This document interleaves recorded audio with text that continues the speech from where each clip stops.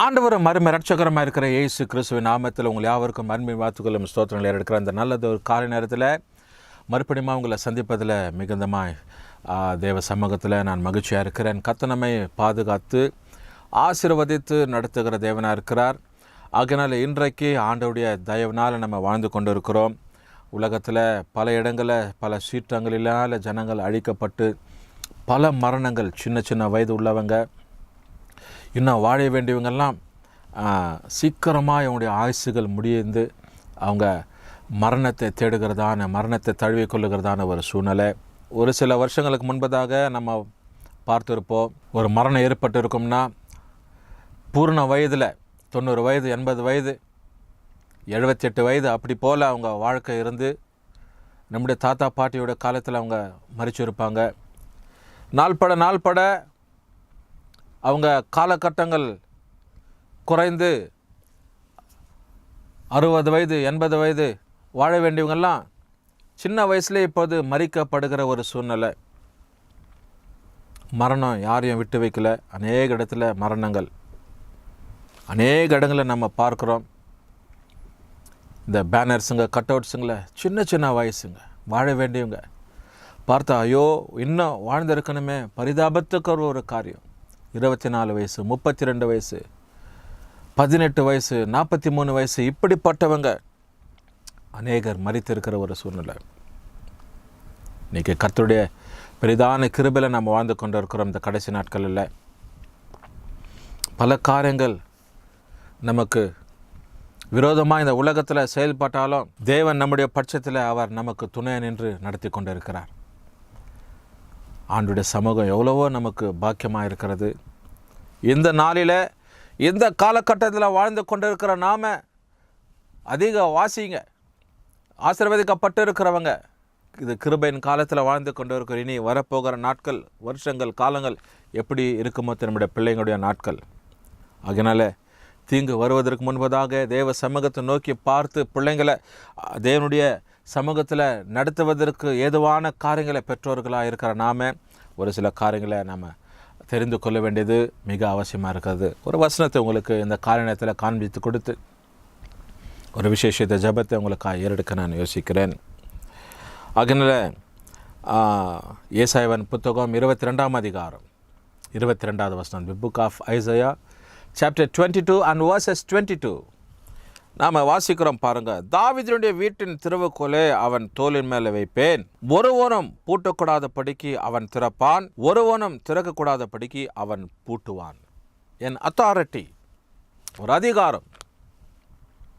எங்கேயோ பிரயாணிக்கிறோம், வெளியில் போகிறோம்னா முதல் நம்ம செய்கிற காரியம் வீடை நல்லா பூட்டி அதை இழுத்து பார்ப்போம், பூட்டு திறக்கதா, வீடு நல்லா பூட்டி இருக்கிறோமான்னு சொல்லி. பாதுகாப்பு.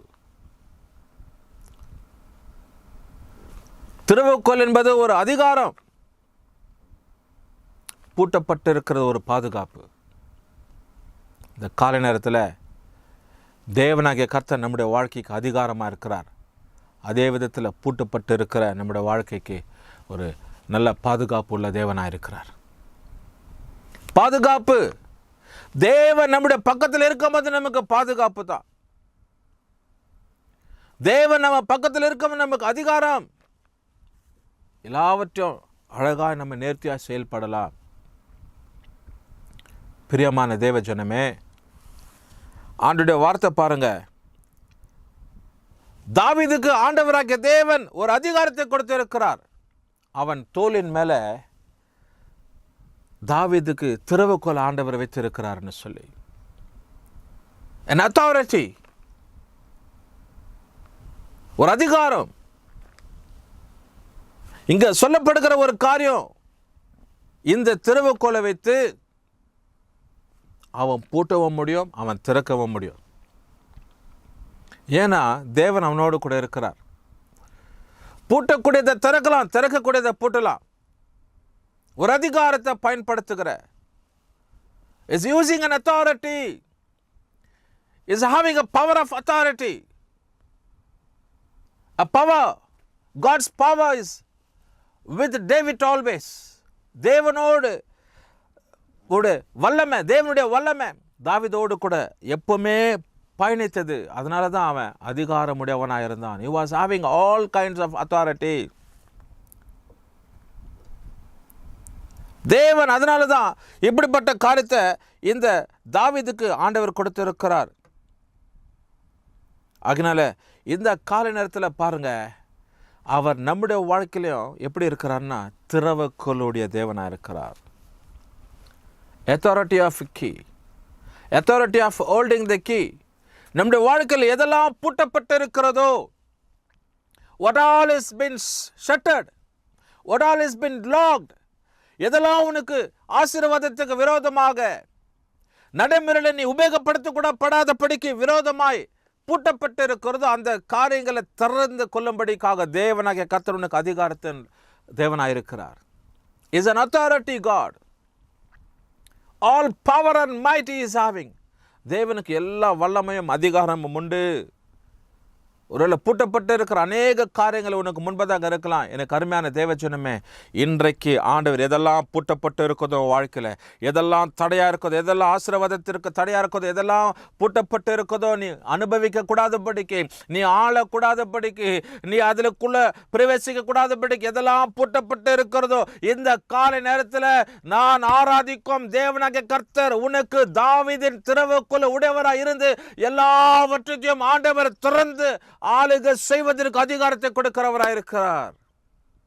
Yes, he is giving a big authority to rule over everything in your life. நீ ஆண்டு அனுபவித்துக் கொள்ள தேவன் உனக்கு அதிகாரத்தை கொடுக்கிறார். அதனால தான் வசனத்தை தாவீதின் வீட்டின் திறவுகோலை அவன் தோளின் மேலே வைப்பேன்.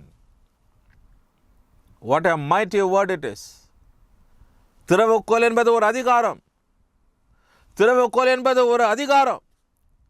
அந்த திறவுகோலை வைத்து தான் எல்லாத்தையும் செய்ய முடியும். பூட்டப்பட்டு இருக்கிறத திறக்க முடியும், திறக்கப்பட்டு இருக்கிறத பூட்ட முடியும். ஆகிய இந்த கால நேரத்தில் எதெல்லாம் உனக்கு பூட்டப்பட்டு இருக்கிறதோ, என் தேவனாகிய கர்த்தர் அவர் வார்த்தையின் ஊடாக உனக்கு எல்லாவற்றையும் திறக்கிறவராக இருக்கிறார். எதெல்லாம் சாத்தான் திறந்து வச்சிருக்கிறானோ, திறக்க வைக்கப்பட்டு இருக்கிற கண்ணி, திறந்து வைக்கப்பட்டு இருக்கிறதான பிரச்சனை, திறந்து வைக்கப்பட்டு இருக்கிறதான துருத்தி, எல்லாவற்றையும் ஆண்டவராகிய தேவன் இந்த கால நேரத்தில் அவர் பூட்டுகிற தேவனாக இருக்கிறார். அதனால தான் தாவீதினுடைய திறவுகோலை அவன் தோளின் மேலேயே வைத்தார். ஏன்னா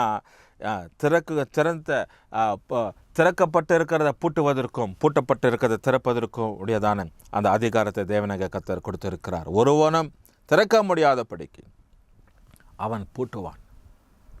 இந்த கால நேரத்தில் பிசாசு உனக்கு விரோதமாக செயல்படுகிற எந்த காரியமும் உனக்கு விரோதமாக கொந்தளிக்காதபடிக்கு ஆண்டவராகிய தேவன் எல்லாவற்றையும் அவர் பூட்டி உன்னை பாதுகாத்து நடத்துகிற தேவனாக இருக்கிறார்.